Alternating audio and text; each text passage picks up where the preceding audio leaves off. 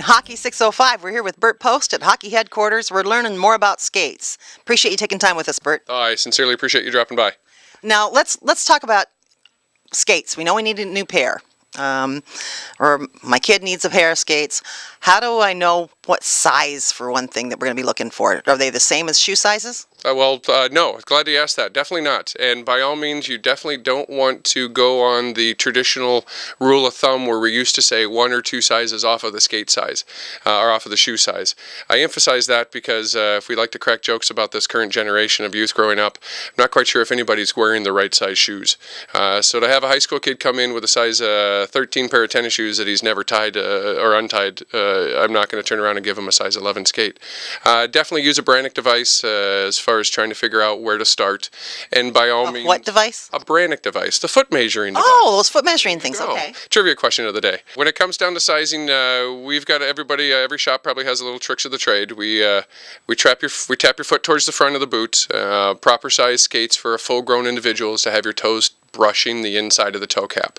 Quite a few of us will prefer to not be touching the toe cap, although when it comes down to selling features of a lot of these skates, some of the selling features happen to be weight reduction. If you want to have the lightest skate possible, get that as snug as you can possibly get. For speed? You betcha, for anything. We don't want your heel to move around especially. That's one of the things that we focus on as much as anything here at the Hockey Headquarters. We want to keep that heel from moving around. Why is that important? Whereas a little bit of heel movement can potentially lead to blisters, we try to keep that from happening. We like to crack the joke in the sense that if you yourself was to get a blister, you would heal. But if you were to blister the inside of the boot, then that liner won't heal, and now the boot is dead. Oh, wow, that's an important consideration. Now, I imagine you need to think about the socks you wear too, right? Yes. Some of us like to have thick socks, some like to have thin. There's a few barefoot bombers out there in the world. It appears there's quite a few people that like to go barefoot in their skates. Not my preference, but by all means, it's not necessarily industry norm, but quite a few people do it. That seems to me like that would make the skate wear out faster. If anything, you're going to have a heck of a hard time trying to resell that thing. Yeah. Now, okay, so I know what size I want. You've sized it perfectly.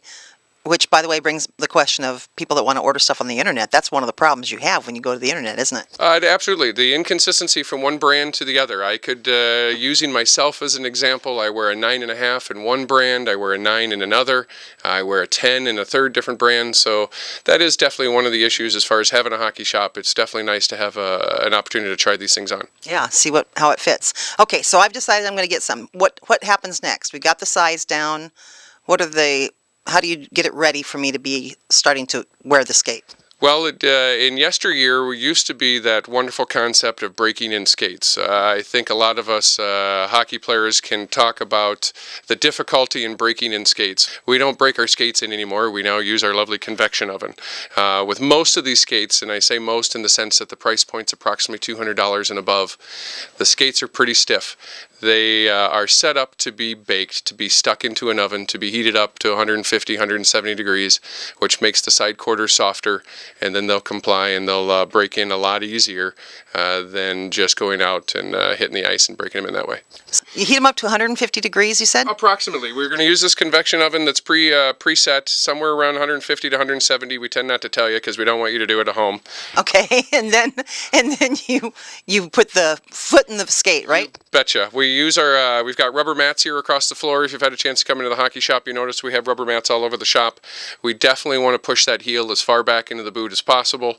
Pound that sucker back a half a dozen times or so, and then we go ahead and start tying it onto your foot. You don't want to tie it too terribly tight because if you have a wide foot, you're going to make it too tight. And if you put a crease in your boot when you're baking it, that crease will stay in the boot forever. So don't overdo a good thing. Yeah, that's why it's important to have a professional that knows what they're doing when they bake the boot, right? And you're going to find that here at the Hockey Headquarters.